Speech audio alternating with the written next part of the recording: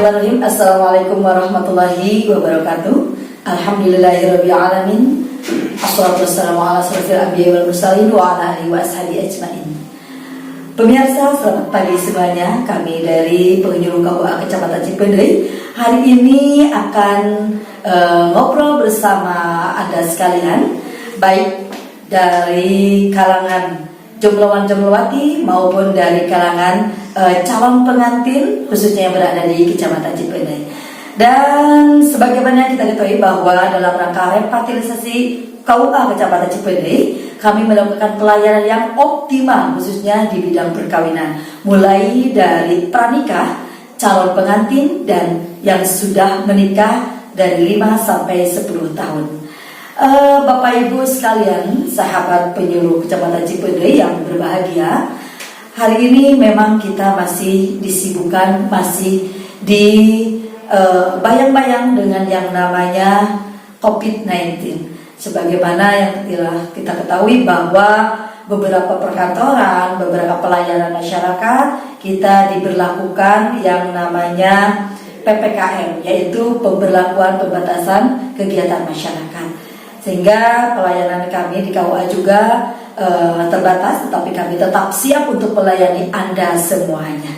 Baik Bapak Ibu sekalian, pemirsa dimanapun Anda berada, hari ini kami dari Penyuluh KUA mengadakan program yang namanya Koper, yaitu ngobrol seputaran komunikasi perkawinan.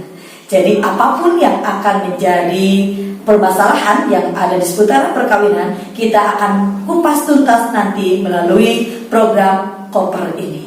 Dan terlebih dahulu saya perkenalkan, nama saya Ayi Habibah, penyuluh KUA Kecamatan Cipendei. Dan hari ini saya akan ditemani dengan 2 orang narasumber yang luar biasa, yang mungkin sebagian masyarakat sudah tidak asing lagi dengan sosok-sosok beliau.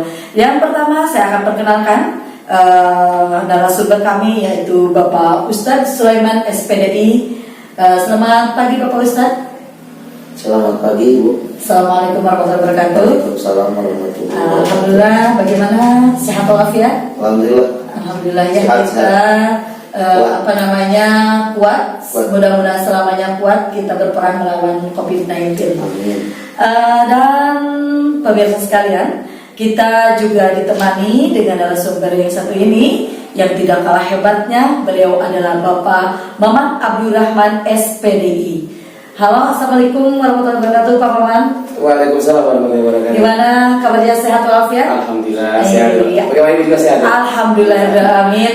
Kita selalu menjaga kesehatan dan tentunya ini adalah dengan izin Allah. Kita masih diberi perlindungan dari berbagai permasalahan kesehatan, khususnya dari COVID-19 ini, dan semoga kita semua terlindungi dari yang namanya virus COVID-19. Baik, untuk mengawali obrolan hari ini, yaitu Koper. Apa itu Koper? Yaitu komunikasi seputar perkawinan. Dan hari ini kita akan membahas dengan isi Koper, ya Bapak-bapak sekalian. Koper ini biasanya isinya adalah berbagai jenis pakaian, ya Pak ya. Dan kita analogikan juga bahwa dalam sebuah perkawinan banyak sekali jenis-jenis isi di perkawinan, baik isinya yang membahagiakan maupun isinya yang sedikit membuat kita menangis atau menyedihkan. Nah, dalam acara ini kita akan sama-sama kupas tuntas ya, berbincang-bincang, dan mudah-mudahan ini menjadi sebuah inspirasi bagi Anda yang menyimak, dan mudah-mudahan juga menjadikan sebuah solusi untuk Anda yang memiliki permasalahan. Baik, Bapak Sule, ini adalah Ustadz yang luar biasa. Jam terbangnya sudah tinggi, sudah kemana-mana ya Ustadz ya. Ngajinya sudah sampai di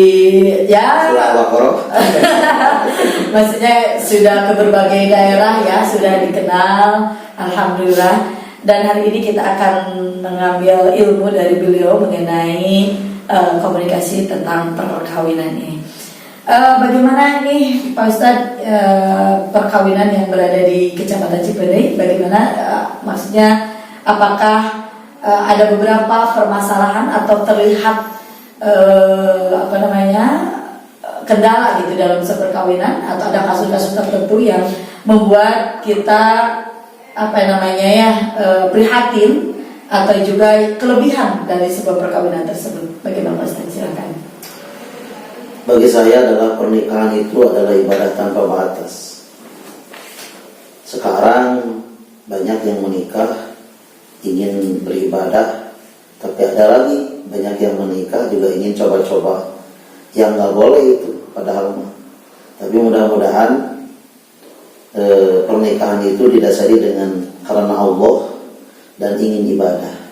Kalau karena Allah dan ingin ibadah, maka harus tahu ilmu pernikahannya. Nah, dari kami kantor urusan agama bersama Bapak Maman Abdul Rahman, kita suka mengadakan bimbingan pranikah, bimbingan suscatin, bahkan bimbingan keharmonisan sampai keuangan. Itu semata-mata bukan merasa kami benar, kami sekali lagi melaksanakan karena bagian daripada Kementerian Agama atau ASN, baik PNS maupun kami non PNS, kita sama-sama aja bekerja sama. Itu intinya, kita saling memberikan pemahaman meskipun kita masih memerlukan pemahaman, tapi kita memberikan pemahaman yang ada di kita, dan kita juga berusaha dan berdoa kepada Allah agar rumah tangga kita semuanya juga tetap sakinah mawaddah warahmah, dan itu menjadi target utama. Dan sekarang kita di sini ngobrol, kita berbicara tentang pernikahan, tentang perkawinan itu sendiri.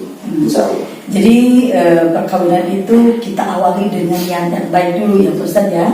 Karena memang perkawinan dalam Islam itu bukan semata-mata perkawinan bersatunya antara dua insan yang berbeda, tetapi juga dilandasi, bahkan harus dilandasi dengan niat beribadah, karena perkawinan itu adalah merupakan sunnah Rasul yang dicontohkan. Sunnah Rasul, ayat-ayat Al-Quran juga banyak yang mengupas tentang perkawinan gitu ya.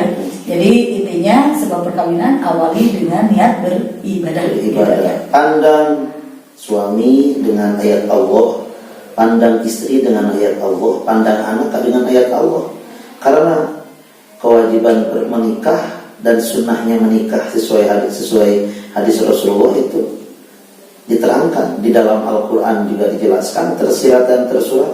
Dalam hadis juga menjadi sebuah yang dicontohkan oleh Rasulullah. Makanya memandang pernikahan itu jangan dari kesalahan suami atau istri atau anak, tapi pandanglah dengan ayat Allah, dengan untayan hadis-hadis Nabi Muhammad SAW. Ada tambahan? Tentu saja kalau segala persoalan dalam perkawinan itu dijawabnya dengan Al-Quran atau dengan Al-Hadis, tentu saja pasti akan terbentuk sebuah jawaban yang luar biasa yang disyariatkan oleh Allah SWT ya. Baik, kita ke narasumber Bapak Maman Abdul Rahman. Bagaimana menurut Bapak pandangan sebuah perkawinan, menurut pandangan Bapak sendiri? Ya, pertama memang kenapa kita mengadakan pembinaan khusus ya, dari mulai pranikah kepada remaja, kemudian kepada catim, kemudian kepada yang sudah menikah 5-10 tahun. Salah satu adalah ada 3 sebab itu. Yang pertama adalah ada tren, walaupun sekarang tren itu cepat kawin, cepat cerai gitu. Itu tren itu. Kadang-kadang ada yang cerai itu bangga gitu. Nah, ini menjadi tren di kalangan remaja walaupun dewasa gitu. Kayaknya cerai itu mudah sekali gitu. Dan itu merupakan sebuah keprihatinan buat kita. Itu yang pertama. Jadi tren nikah kawin itu, ya nikah cerai itu sudah menjadi luar biasa gitu. Ada yang cerai, yes. Nah gitu. Nah yang kedua memang Pak Ustadz, yes. Ya. Yang kedua itu karena memang tren zaman ya, teknologi bahwa media sosial, HP ya dan sebagainya itu memang mendorong orang untuk mudah kawin dan mudah cerai gitu. Malah saya menemukan beberapa pasangan ketika bimbing itu, dia menemukan pasangan melalui aplikasi gitu. Ada aplikasi tanda dan sebagainya gitu. Jadi mudah orang cari pasangan gitu. Dan juga orang bisa cepat cerai gara-gara HP juga gitu. Betul. Nah, jadi gara-gara Kalau saya pernah WA nyasar itu, istilah WA nyasar, ketemu orang lain, ya lawan jenis yang lain itu juga memudahkan orang bercerai. Jadi ini tren yang kedua. Dan yang ketiga adalah tren perceraian, angka perceraian sangat tinggi. Ini yang menjadi urgen. Kenapa kita perlu pembinaan dari tingkat remaja, ya, supaya jangan menikah di bawah umur. Yang menikah 19 tahun ya. Revisi Undang-Undang Nomor 74-nya. Kemudian yang kedua dicatin, jangan sampai minimal pokok dalam waktu 5 tahun gitu. Dan yang ketiga adalah harmonisasi. Jadi mak-mak yang kayak kita itu jangan dianggap udah harmonis gitu. Nah itu karena tadi zaman, kemudian ada tren nikah cerai itu mengakibatkan tadi perubahan-perubahan yang signifikan dalam keluarga. Nah sehingga kita mencoba ada pembinaan-pembinaan khusus di remaja maupun di catir ataupun di yang sudah menikah. Mungkin itu awalnya. Betul. Itu adalah seputar pernikahan ya. Jadi dalam pernikahan itu banyak sekali tantangan yang berbeda, apalagi dihadapkan dengan zaman teknologi, zaman informasi saat ini. Jadi informasi itu bagaikan dua sisi seperti pisau lah ya. Ada sisi manfaatnya, ada sisi juga yang merugikannya. Jadi salah satunya adalah tantangan untuk pernikahan. Bagaimana kita menyiasati hal itu sebagai barangkali ada trik-trik atau solusi dari Bapak bagaimana menyiasati sebuah perkawinan atau menyelamatkan perkawinan dari kejamnya medsos gitu. Mungkin tadi mau pakaian ya.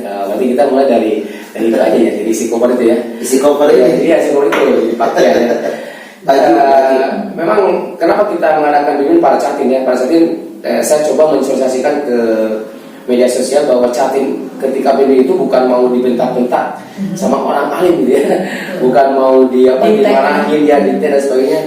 Tapi kita mencoba berkomunikasi dengan mereka, memberikan pengetahuan, edukasi, informasi kepada mereka. Dan alhamdulillah, dari hasil survei saya ke rekan-rekan yang sudah catin, memang dia lebih siap menghadapi perkawinan ke depan setelah mengikuti bimbingan perkawinan dibandingkan yang tidak mengikuti gitu. Jadi artinya ini ada sinyal positif ya ketika kita melaksanakan pembinaan, ternyata hasil juga luar biasa. Ya, artinya kita mencoba bahwa perkawinan adalah jawaz. Jawaz itu adalah berpasangan. Jelas setiap perkawinan pasti berpasangan ya. Kalau saya dengan Loisa kan sejenis ya. Hati-hati ya. Sebenarnya itu berbeda ya. Seperti itu berbeda seperti kita sepatu kan, yang satu kiri yang satu kanan. Artinya kita itu berbeda.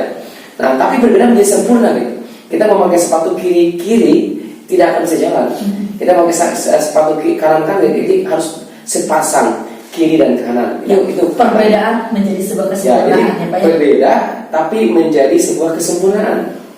Karena kalau kita sama menjadi tidak enak. Justru tidak sempurna. Tidak sempurna. Sama harus berbeda gitu. Nah inilah yang banyak terjadi di kalangan para catin khususnya atau pasangan yang sudah menikah, adalah ketika ada perbedaan yang terus meruncing yang ujungnya adalah di meja pengadilan. Ya, ini yang menjadi pokoknya adalah di Jawa situ bahwa kita itu berbeda. Nah inilah pemahaman yang harus disadarkan bahwa kata kuncinya adalah sesuai dengan ayat Al-Qur'an, "Hunna libasul lakum wa antum libasul lahunna." Itulah kata kunci dalam menyelesaikan perbedaan menjadi sempurna.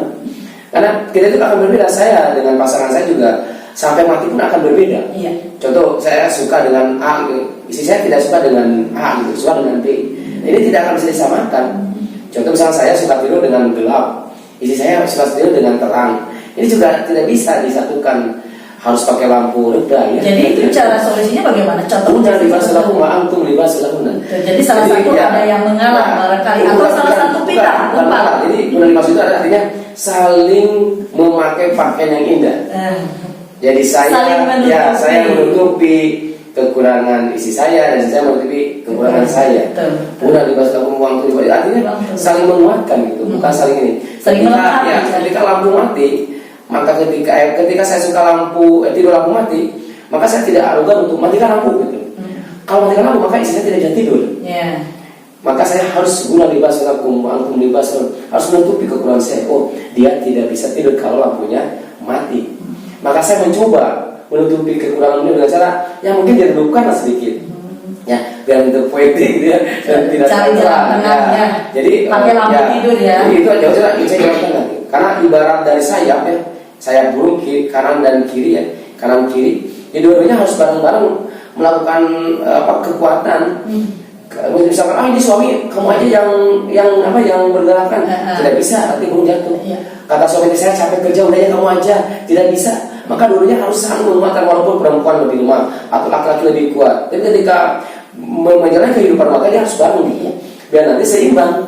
Jadi tidak saling merendahkan, tidak saling menjatuhkan, tidak saling melemahkan, tapi harus saling menguatkan. Jadi dua-duanya harus seimbang ketika seperti burung gitu. Namun itu perspektif saya dari pertanyaan tadi Bu Ayi, bagaimana ya membangun keluarga yang supaya tadi menghadapi tantangan. Salah satunya dengan Jawa sih, karena masih banyak lagi yang lain. Mungkin hari ini kita coba tentang pakaian. Mungkin bisa dari sisi lain, mungkin bisa dari sisi aspek. Bagaimana ini tentang isi pakaian, isi koper ini ya, yang berbagai macam pakaian itu. Kalau tadi dari sisi pernikahan, kalau saya pakaian itu memang diharuskan kita menutup. Inti dari berpakaian adalah menutupi aurat, menutupi lekuk tubuh. Tapi ada yang memakai pakaian tapi tetap lekuk tubuh itu terlihat. Sama berpakaian tapi telanjang ya, tapi telanjang itu namanya. Sedang tren sekarang Ustaz. Tapi Ustaz sering lihat gitu Mas. Tiuna diikat, bajuna merecet, calana merecet, hayang katingali jurik. Luar biasa. Jadi berpakaian perspektif secara umum adalah hukumnya wajib. Karena apa? Untuk menutupi aurat. Dan paha ini adalah aurat untuk semuanya. Kalau perempuan itu jami'il badaniha terkecuali wajah dan telapak tangan. Kalau laki-laki di antara ini apa namanya? Lutut sampai pusar. Itu harus ditutup. Ataupun kesininya itu adalah hukumnya sunnah. Tetapi kepantasan juga kita pakai untuk sholat, untuk beribadah. Beribadah kita memakai pakaian. Artinya untuk apa? Menghadap Allah Subhanahu Wa Taala. Kita sehendaknya rapi, memakai bukan hanya dengan pakaiannya, dengan wangi-wangian juga. Hendaknya kita menghambakan diri kepada yang memberikan nikmat, memberikan umur, memberikan kehidupan, memberikan rezeki. Sepatutnya kita ketika kita akan kedatangan seorang tamu yang memberikan kita tambahan rezeki secara lahiriah, secara syariat, ya kita sambut. Tapi Allah Subhanahu Wa Taala lebih dari itu.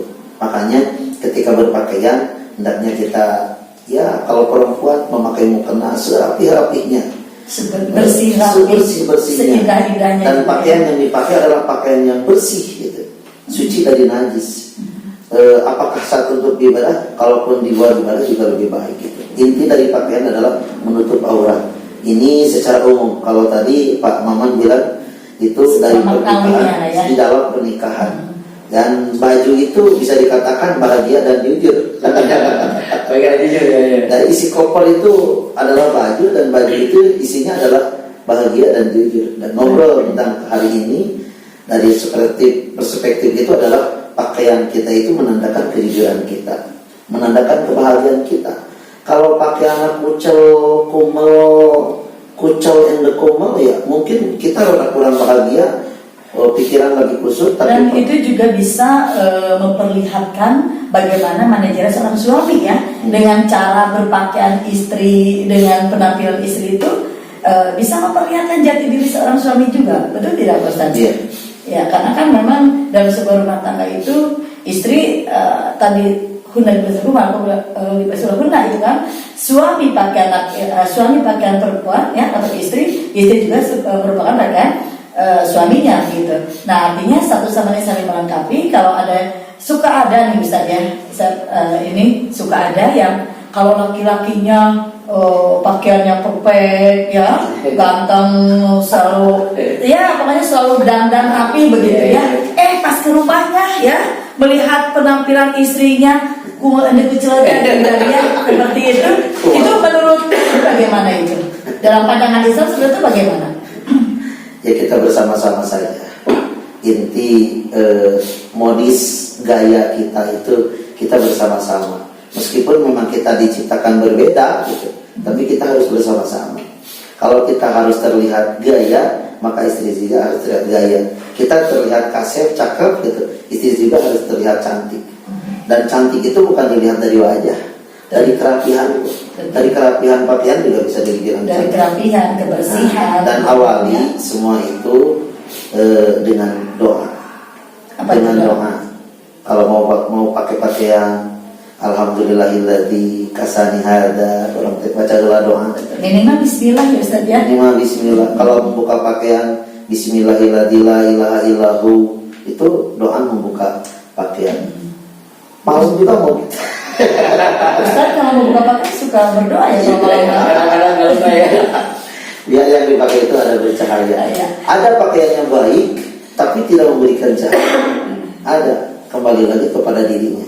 Memakai pakaian itu niatnya apa? Iya. Memakai apapun di alam dunia ini, kita niatkan untuk ibadah. Ya, jadi intinya Pak Ustaz, menggunakan pakaian itu kita niatnya ibadah, tidak terlepas dari atau tidak boleh ada niatan riya begitu ya. Jadi kadang-kadang ya kaum sosialitas sekarang nih ya Ustaz ya, karena memang sekarang sudah zamannya medsos ya, banyak sekali gitu para kaum perempuan ya, tidak sedikit laki-laki juga gitu, ingin menunjukkan tingkat ekonominya dengan penggunaan pakaian yang berlebihan begitu Ustaz. Tapi ketika istri mau ke undangan memakai pakaian yang rapi, serba dipakai, itu kalau niatnya juga ibadah dan ingin menutupi bahwa suami saya memang memperhatikan saya. Jadi intinya menjaga kehormatan suami iya, juga ya. Tapi sekali lagi innamal a'malu binniyat. Kembali kepada niatnya. Silakan mau ke undangan memakai pakaian yang hebat, yang bagus, yang paling mahal juga. Dan semua itu niatkan untuk ibadah, menutupi bahwa ini loh saya dibeliin oleh suami. Kalaupun saya ini hasil arisannya dibayarin sama suami. Kalau ini kredit juga dibayarin sama suami. Yang penting pakaiannya bukan maling, bukan hasil maling. Betul. Jadi tadi sesuai dengan pertanyaan saya kan tadi ada fenomena lah ya itu di masyarakat bahwa suaminya berpakaiannya rapi, bersih, indah, tapi istrinya di rumahnya kuluh itu kecil gitu ya. Nah ini justru saat ini banyak sekali perempuan yang memang berpakaian luar biasa, bagus-bagus dan sebagainya. Tapi kalau kita melihat dari sudut positifnya begitu Ustaz, mungkin para perempuan atau para ibu rumah tangga ini ingin menunjukkan kehormatan suaminya begitu, karena kalau kita menggunakan pakaian yang kurang baik, mungkin orang akan melihatnya itu istri siapa begitu kan. Nah kalau mungkin